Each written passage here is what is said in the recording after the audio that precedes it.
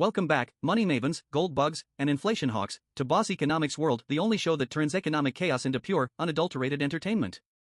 I'm your host, the Sultan of Satire, the Prophet of Profit, here to break down the latest financial fiascos with a side of snark and a sprinkle of data-driven truth bombs. Today, we're diving headfirst into a glittering mess of gold, Fed drama, and Trump-sized tantrums.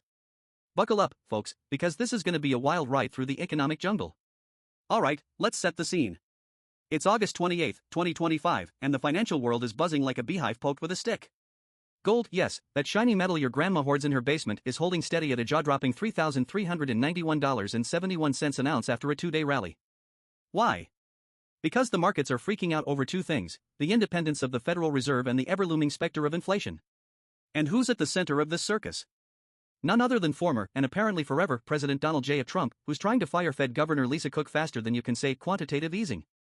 But hold your horses, because this drama isn't just about gold or one Fed official, it's a masterclass in economic dysfunction, political meddling, and the slow-motion car crash of investor confidence. Let's break it down, Boss Economics World style.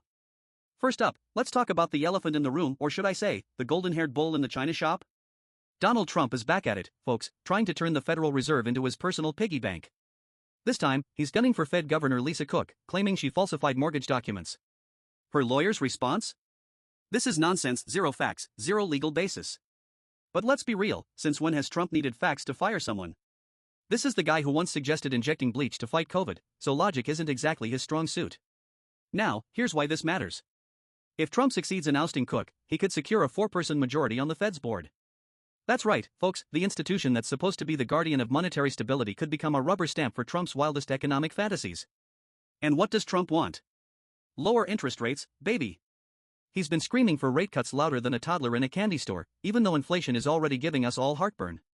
According to the Bureau of Labor Statistics, U.S. inflation hit 4.2% year-over-year in July 2025, well above the Fed's 2% target. And let's not forget, the last time Trump meddled with Fed policy during his first term, markets threw a tantrum, with the S&P 500 dropping 6.8% in December 2018 after his public attacks on then-Chair Jerome Powell. History, anyone? But wait, there's more. A less independent Fed doesn't just mean lower rates, it means investors start questioning whether the US is still a safe bet. A 2024 survey by the CFA Institute found that 78% of global investors consider central bank independence a critical factor in their confidence in a country's financial system. If Trump turns the Fed into his personal ATM, you can kiss that confidence goodbye. And when confidence goes, so does the dollar. Speaking of which, the Bloomberg Dollar Spot Index is already down 0.1% as of this morning. Coincidence? I think not. Now, let's talk about gold, the shiny star of this drama. Gold's been on a tear, hitting a record high above $3,500 an ounce back in April 2025, and it's still hovering near $3,391.71 today. Why? Because when the world goes nuts, gold shines brighter than a disco ball at a 1970s dance party. Investors are piling into gold like it's the last lifeboat on the Titanic, and for good reason. Trade wars, geopolitical tensions, and central banks diversifying away from the dollar are all fueling this rally. Oh, and let's not forget those sweet exchange-traded funds ETFs. According to the World Gold Council, global gold ETF inflows hit $12.4 billion in the first half of 2025 alone, the highest since 2020.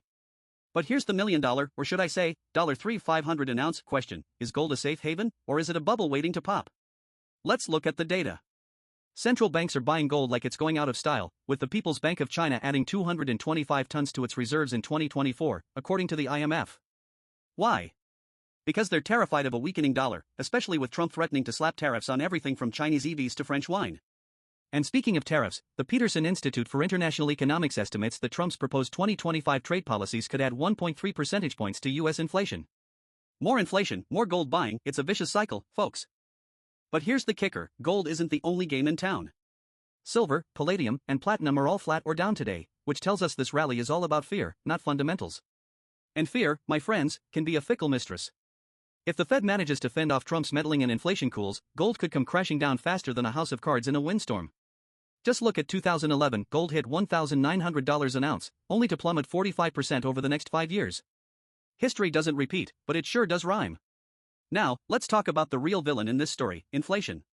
It's the ghost that haunts every paycheck, every grocery trip, every dream of owning a home. And Trump's Fed meddling could make it a whole lot scarier. Remember, lower interest rates sound great until they overheat the economy and send prices soaring. Just look at the data. The U.S. economy grew at a blistering 3.8% annualized rate in Q2 2025, according to the Bureau of Economic Analysis, but wages are barely keeping up, with real wage growth at just 0.9%, per the Economic Policy Institute. Translation? Your paycheck buys less, even as Wall Street pops champagne. And here's the kicker: inflation isn't just a U.S. problem, it's global. The IMF's latest World Economic Outlook predicts global inflation will hit 5.9% in 2025, driven by supply chain snarls, energy price spikes, and yep, you guessed it, geopolitical chaos. Just look at Europe, where natural gas prices have surged 45% year-to-date, according to Eurostat, thanks to tensions with Russia. And in Asia, the Asian Development Bank warns that food inflation could hit 8% in 2025, putting millions at risk of hunger. So, while Trump's busy playing Fed whack-a-mole, the rest of the world is dealing with real economic pain. But hey, maybe Trump's right, maybe lower rates will solve everything. Or maybe, just maybe, we'll end up like Turkey, where political meddling in monetary policy sent inflation to 85% in 2022, per the Turkish Statistical Institute. Nah, that could never happen here, right? Right? So, what's the big picture here, folks? This isn't just about gold, or Lisa Cook, or even Trump. It's about a perfect storm of economic dysfunction. We've got a Fed under siege, a gold market on steroids, and inflation risks that could turn your morning coffee into a luxury good. And the scariest part? No one's steering the ship.